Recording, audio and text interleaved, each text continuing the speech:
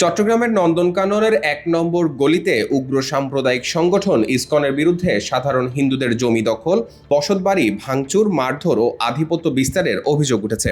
অভিযোগ রয়েছে এক স্থানীয় বাসিন্দার বসতঘরের সামনের অংশ নিয়ে দীর্ঘদিন ধরে বিরোধ চলছিল। ওই ঘরটি ইসকন মন্দিরের নিচে অবস্থিত। এক পর্যায়ে ইসকন সদস্যরা সেই বাসিন্দার বাড়ির সামনের অংশ তাদের বলে দাবি করে। এই বিরোধকে কেন্দ্র করে শুক্রবার রাত ২টার দিকে ইসকন মন্দিরের অনুসারী ও স্থানীয় হিন্দুদের মধ্যে সংঘর্ষের ঘটনা ঘটে। অন্ধকার ওই মোবাইলের টর্চ দিয়ে সবাই মাস্ক দিয়ে মাথার মধ্যে গামছা বেঁধে শুধু চোখগুলি দেখা যাচ্ছে। এই এত বড় মেরে ওর মুখে মারছে এই জায়গায় 7টা চিনি ফুটছে। তারপর আমি কি দূরে নেমে সবাই বলে যে কে কোথায় আছে, তারা না সময় করতে মেয়ে বলতেছে ওরা তো আমাকে এমন মারছে বিশেষ এখানে পাইয়ে আঙুলে মাথায় 7টা বাড়ি মারছে। ওদের সাথে তো আমাদের সাথে ঝামেলা 17 সাল থেকে, মানে ওই আমরা লোকনাথ মন্দিরের গেট দিতে গিয়েছে, ওগুলো ভেঙে চুরে নিয়ে গেছে। 18 সালে আমি বাড়ি করতে গিয়েছি, আমাকে তো সীমারতি নির্যাতিত করেছে বলার মতো না। এদিকে নিজের পৈতৃক ভিটা এভাবে জবরদখল ও হামলার ঘটনায় প্রশাসনের দুর্বলতা আছে বলে মনে করেন ভুক্তভোগী পরিবার। রাত দুপুরে একজন দম্পতির বাড়িতে এভাবে হামলা, দুইটা বাচ্চা ছেলের উপর এভাবে হামলা, এটা কি বাংলাদেশ? এইগুলো কি মানবিকতা?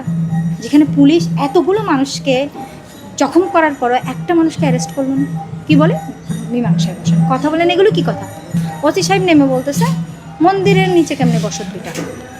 তাহলে আমি যেটা ক্লিয়ার করতেছি সেটা হচ্ছে মন্দির আসার আগেও বসত ভিটা এখানে আগে ছিল।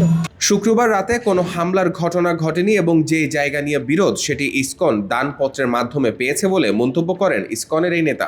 এই জায়গাটা অর্থাৎ এনএল পাল ভবন, এটা মানে উত্তরসূরি ছিল হচ্ছে ভারতী পাল। উনি চলে যাওয়ার আগে এটা ইসকনকে মানে দানপত্র করে দিয়ে গেছে।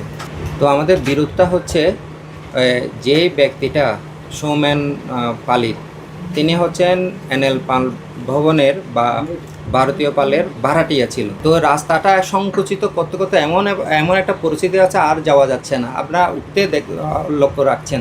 হ্যাঁ, ফলে আমাদের ভক্তরা কী করেছে, যাতে পথ অবরুদ্ধ না হয়, যেটুকু সম্প্রসারিত করে সেই জায়গাটা কী করেছে, পরিষ্কার করে দিয়েছে। ওনাদের সাথে আমাদের কোনো মানে কি সংঘর্ষ হয়নি।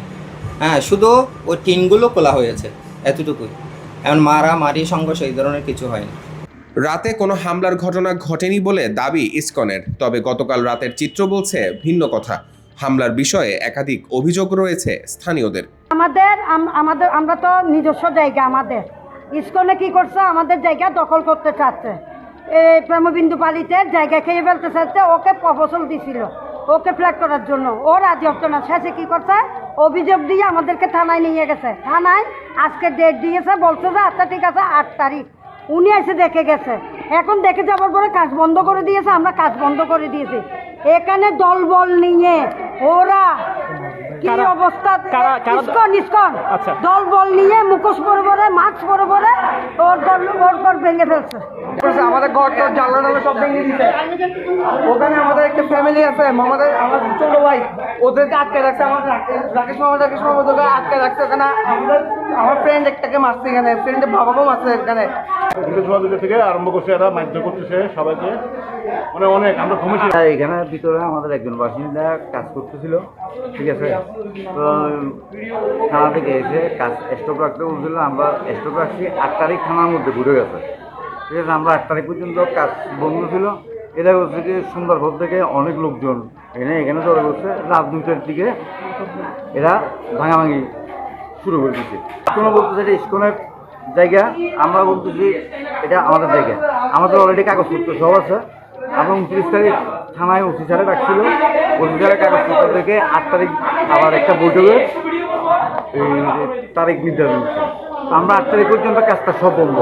এর মধ্যেই ইসকনের এরা ভাঙাভাঙি শুরু করে দিচ্ছে। প্রায় 200 সন্ত্রাসী দিয়েছে।